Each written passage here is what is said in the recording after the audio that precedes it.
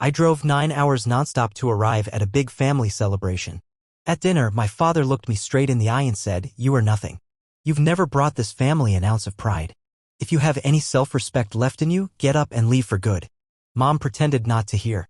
My brother rolled his eyes and continued flipping through his phone. I didn't say anything, I just got up and left. I spent that night alone in my gas station car. Years later, my phone exploded with his calls and texts, and I couldn't help but laugh. He finally realized what I had done. I don't even know where to start. Honestly, I still can't believe this actually happened. It's like one of those bizarre glitches in a game that never gets patched, a problem everyone just ignores. It all began with a weird text from my mom. "Don't forget to bring something sweet for dessert," she wrote. That was normal enough. But then a follow-up message came through. "Do you need gas money?" That one caught me off guard.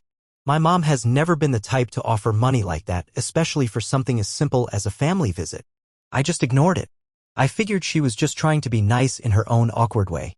Besides, I had already planned to drive out for the family gathering.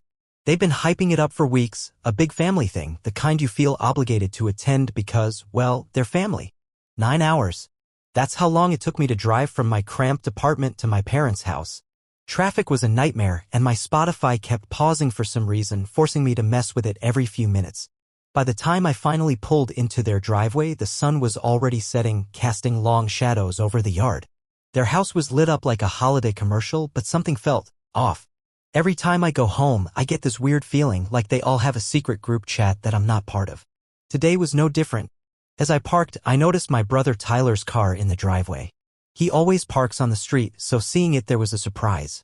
Wow, he actually made an effort this time, I muttered to myself, trying to shake off the exhaustion. I climbed out of the car, grabbed the giant box of pastries I'd bought because I remembered Mom's text, and walked up to the front door. No one came out to help me. No one even peeked through the window. Just a muffled "hey" from the living room as I walked in. I glanced around, trying to spot some familiar warmth, but all I got was the sound of the TV and the clatter of pots in the kitchen. Tyler was sprawled on the couch, legs up, phone in hand, eyes glued to the screen. He barely looked up. Mom was in the kitchen, moving around with that forced busyness she always has when she's trying to look like she's doing something important. And Dad? He was just standing at the kitchen island, arms crossed, staring out the window like he was waiting for some divine revelation. I set the box of pastries down on the counter, waiting for some kind of reaction. Thanks, maybe? How was the drive?" Instead, Dad finally turned, glanced at me, then looked at the clock. "So nice of you to finally show up," he muttered, his voice cold. I felt a little sting at that. 9 hours on the road, and that's the first thing he says to me? Not even a "hey" or "good to see you." Just that passive-aggressive tone I'd come to expect. I swallowed my frustration and shrugged it off. I should have known better. Dad's been like this since I was a teenager, always finding something I did wrong, never what I did right. Mom kept bustling around, pulling out plates and setting the table. Every few seconds, she'd glance at me and say, "Don't forget to wash your hands." Like I was 12. I forced a smile and nodded, trying not to let it get to me. Tyler was still glued to his phone, thumb scrolling mindlessly. "Hey man," I tried, hoping to spark some kind of conversation. He just grunted, barely looking up. I could feel the tension wrapping around me, suffocating. This was supposed to be a celebration for my cousin graduating, but the whole vibe was just wrong. Dinner started, and the food was good, credit where it's due. Mom's always been a great cook. But the atmosphere was thick. Every time I tried to talk to Tyler, he gave me one-word answers, then went right back to his phone. Dad kept making these little digs, thinly veiled insults aimed right at me. "Real men know how to fix things, not just tap on a screen all day," he said at one point, staring at his plate. I knew it was a jab at me. It always was. I bit my tongue, forcing a chuckle because that's the game we played. He'd poke, I'd pretend it didn't hurt. But then, out of nowhere, he slammed his fork down.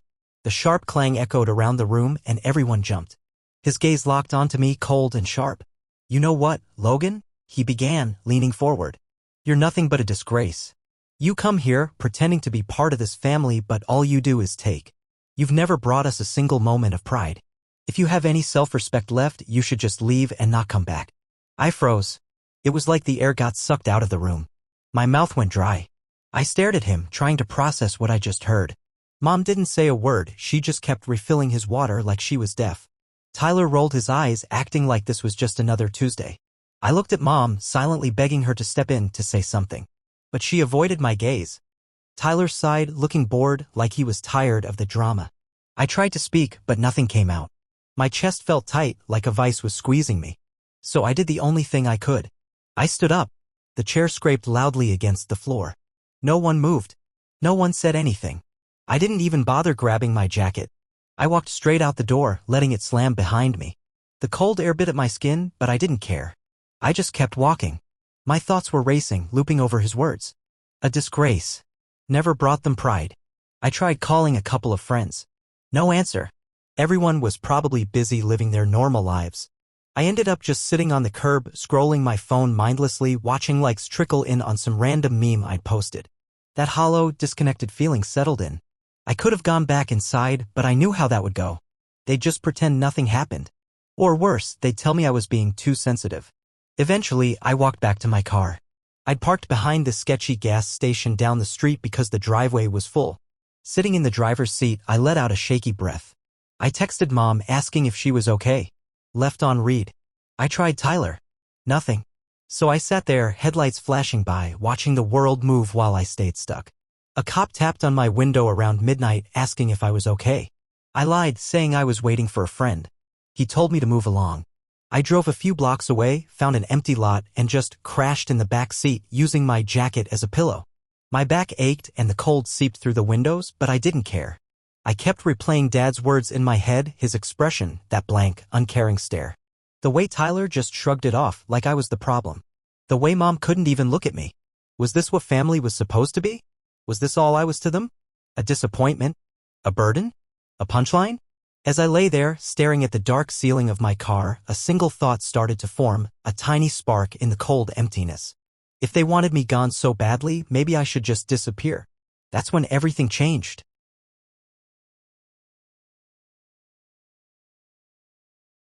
I woke up with a stiff neck, crammed into the back seat of my own car, the leather cold against my cheek. My phone was at 4%, barely hanging on. The sun was just starting to rise, a pale light creeping over the empty parking lot I'd crashed in.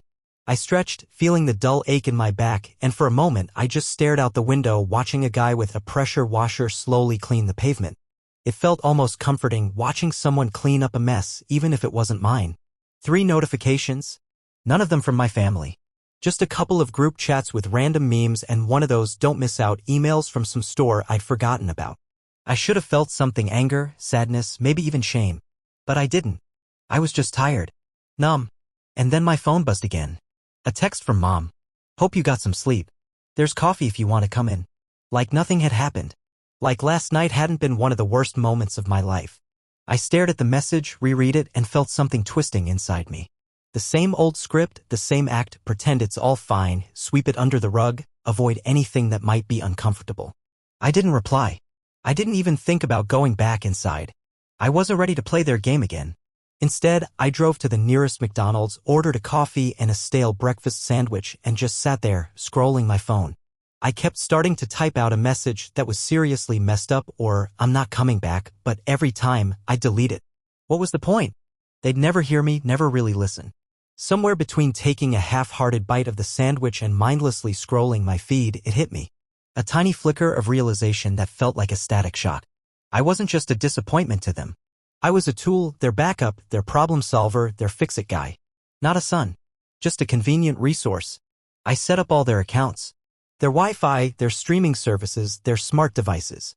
I even built Dad's little online business, his side hustle that he loved to brag about, but which I maintained. He never bothered learning how it worked, never even tried.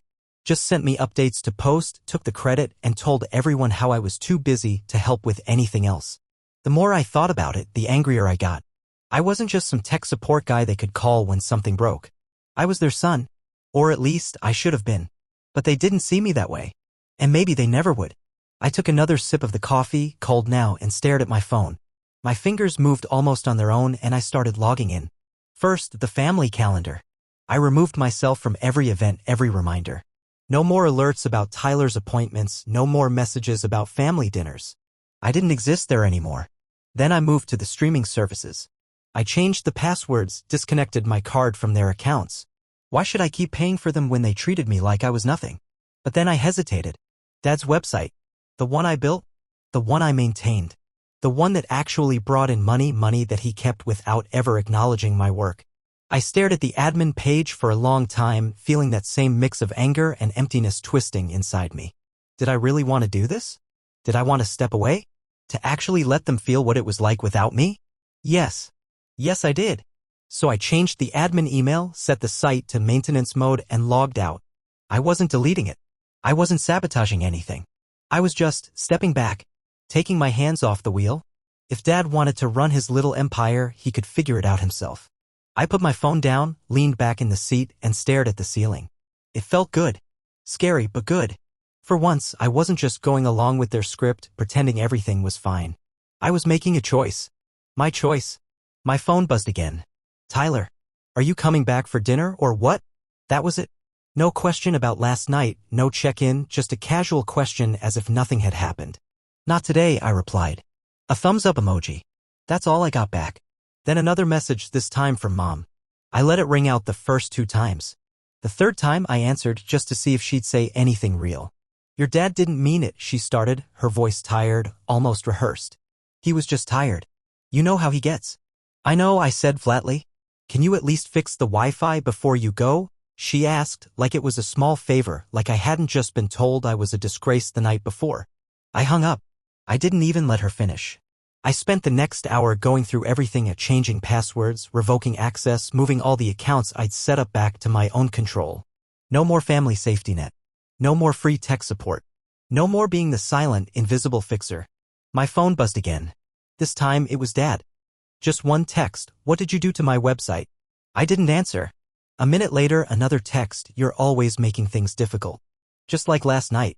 I turned my phone off and tossed it into the passenger seat. Staring out the windshield, I felt that weight slowly lifting, piece by piece.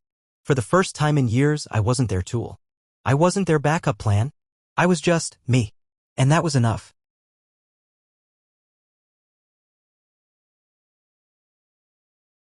I didn't even make it a full 24 hours before the first meltdown hit. I woke up the next morning to a dozen missed calls and a flood of messages. Mom, Dad, and even Tyler, though his was just a string of question marks. I didn't bother answering any of them. I wasn't interested in playing along this time. Instead, I grabbed coffee, scrolled through my notifications, and just watched it all unfold like I was an outsider looking in. Like watching someone else's drama on social media. It started with Dad. He must have tried logging into his site and realized he was locked out. The first few texts were almost polite, can you help me? Something seems broken. But when I didn't respond, the tone shifted. Suddenly, it was all my fault. I was sabotaging him, I was acting like a child, I was always making things difficult. Classic. I muted the family group chat and kept eating my breakfast sandwich. Not my circus, not my monkeys. By mid-morning, I got a text from an unknown number.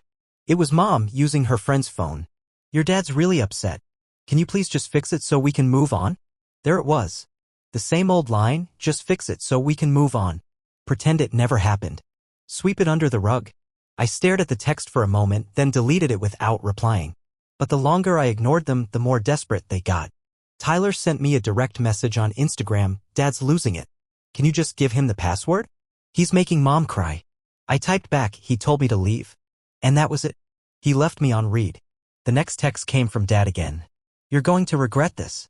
You're throwing away your family for nothing. I didn't even bother responding. What was there to say? I was done. But they weren't. Around noon, Dad tried a new approach he called the website hosting service, trying to reset the password. But the account was in my name. Everything was set up by me. When they refused to help him without my permission, he flipped out. Then Tyler tried his classic peacemaker routine. He sent me another text, just fix it and move on, man.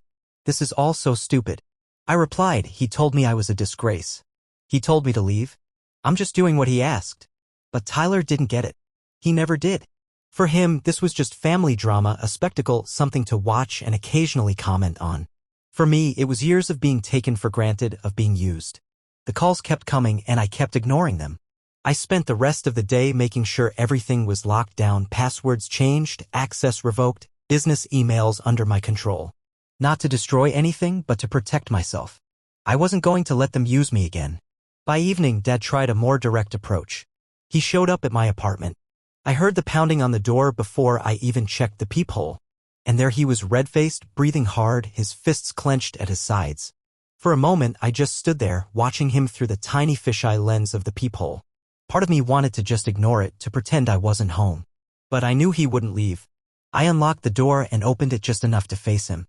"You need to fix this right now," he snapped, trying to push past me. But I stood my ground, blocking his way. "I did fix it," I replied, my voice steady.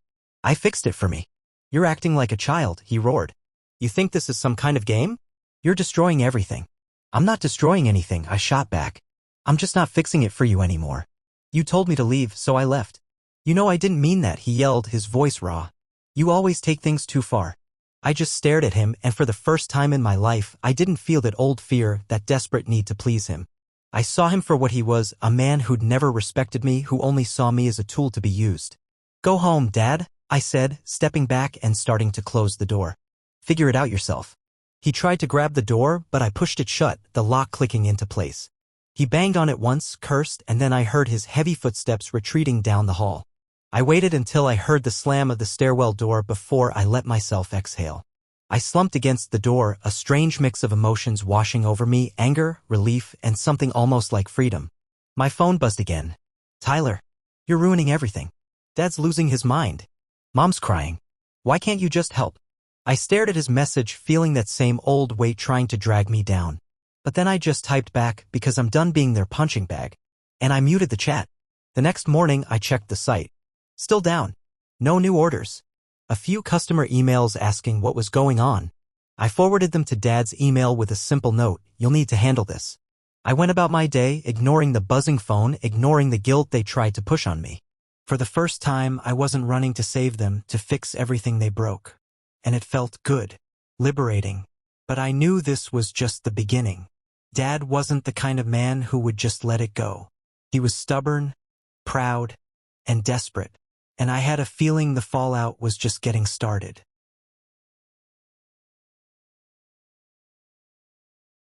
Days turned into weeks, and I watched from a distance as the fallout of my decision unfolded. Dad's business, the one I had kept alive for so long, was crumbling. At first, it was just a trickle, a few confused emails from customers asking why their orders weren't going through. Then it became a flood. Negative reviews started piling up on his social media pages, customers complained about missing orders, and soon enough, word got around. Dad tried to salvage it. He threw up a desperate post on the business page: "Technical issues, please contact me directly." He even put his personal phone number out there for everyone to see, but it only made things worse. People started calling him directly, angry and frustrated, and he had no idea how to fix any of it.